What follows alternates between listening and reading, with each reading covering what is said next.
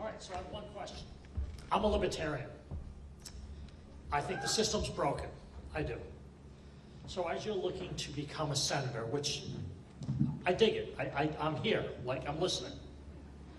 Term limits. Oh, yes. Oh, God, yes. So 30, 40, 50 years. it's insane. 1 second. She brought me here. She's horrified that I'm speaking right now. I thank you for coming. I mean, I'm like this is the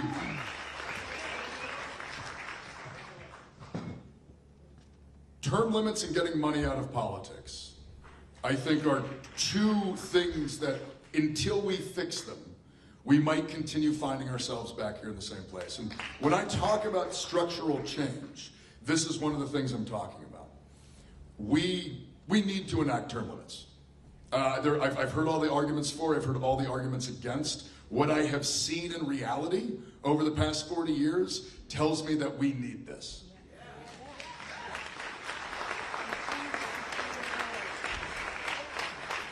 I also think it needs to be part of a larger kind of democracy reform where we ban stock and bond trading by people in office.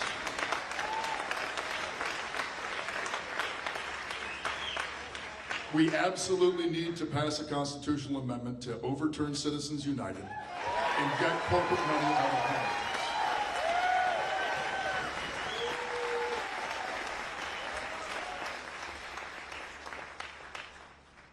To do these things is going to require electing people with the political will to accomplish it.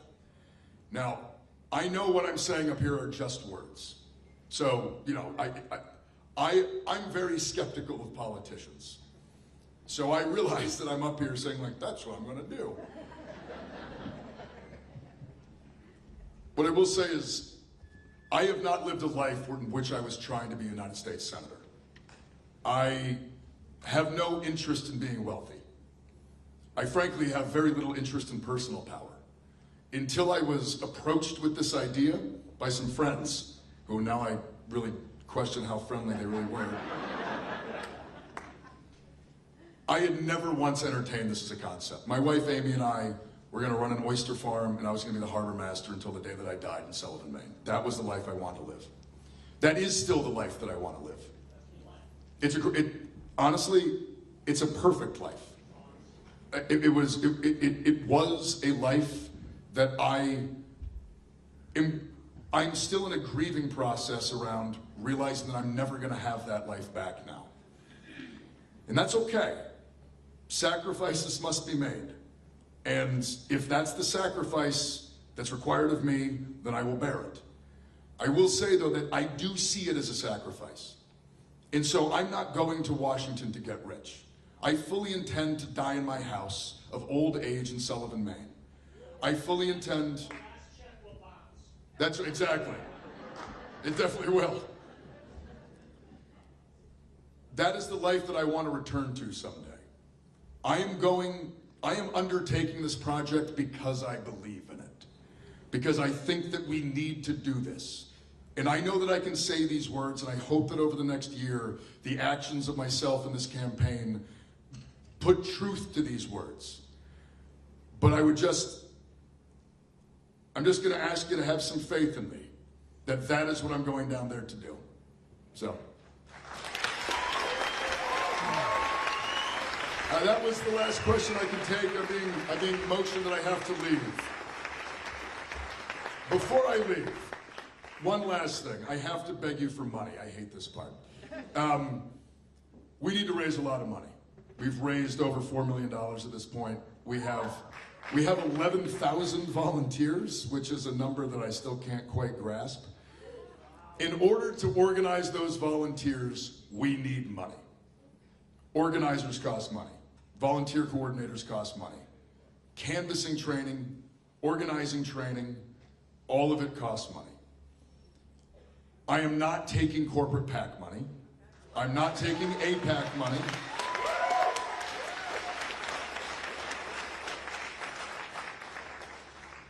We are relying on individual donations. And what I will just say is, if you have the ability to donate 10, 15, or 20 bucks a month on a recurring donation, that is incredibly helpful for us because it allows us to see into the future. It allows us to know how much money we'll have on hand in a few months. We know we can make payroll. That allows us a lot of flexibility to go after other projects. And so I would ask that, well, of course, if you can donate the maximum, please do. That's great. I certainly don't know. I couldn't. But if you can donate 15 bucks a month for the next year, that means a lot to us. And I just want to ask you for that. And the last thing I'm going to ask you for, like I said earlier, the money's important, but your time is more important. Sign up as a volunteer. Join the campaign. Come learn how to organize. Come understand how to build power. And then take that training, take those skills and that confidence back into your community and work with the other groups that have been doing this same work for decades. Go find a community organization and join it. If you can, join a union. Find other groups that are dedicated to the same kind of power building that we are. And then we're all going to work together. And we're going to build a movement in the state of Maine that we have never seen. And we're going to show the rest of the country just what can be done when working people organize and fight for themselves. Thank you very much. Have a nice evening.